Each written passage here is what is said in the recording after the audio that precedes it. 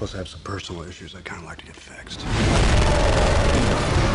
We sat down with Nicolas Cage to discuss his new sequel, Ghost Rider: Spirit of Vengeance. And unlike the first film, Cage actually steps into the shoes of the title role. This is your second Ghost Rider film, but it's your first time playing the actual Ghost Rider, right? Because yes. The first time it was CGI, but this time you're actually playing the character. Is that right? Could you tell that it was me?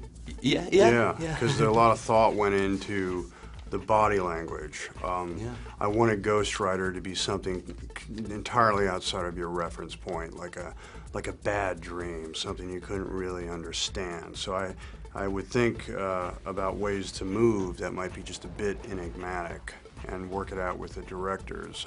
It opened up all sorts of possibilities for me in terms of performance. What other ways did you get into the mindset of that character? Because you're so chaotic in the film. Well, the Ghost Rider character. Yes. Yeah, I was in New Orleans and I went to an antique store and I actually found these two ancient Egyptian artifacts that were thousands of years old that used to go into the tombs of certain important Egyptians.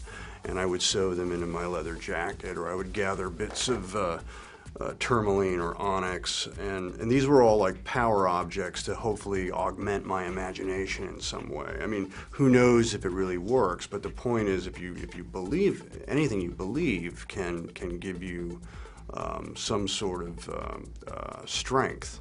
And so I wanted to go outside the box in terms of performance and also in terms of my process to achieve an honesty to Ghost Rider. Turning to shooting, you shot all over Eastern Europe, is that right? I also heard you got to shoot by Dracula's castle. We went, I took a tour out to Dracula's castle, Vlad Tepes, his castle on my break on Halloween night, and it was a little intense for my family because all the goth girls were dancing around the guy who was dressed as Count Dracula, and just a bit scary, but I enjoyed it.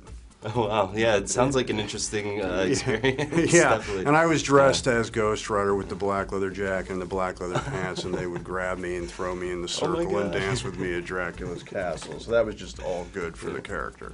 Are we going to see Ghost Rider 3? I don't know.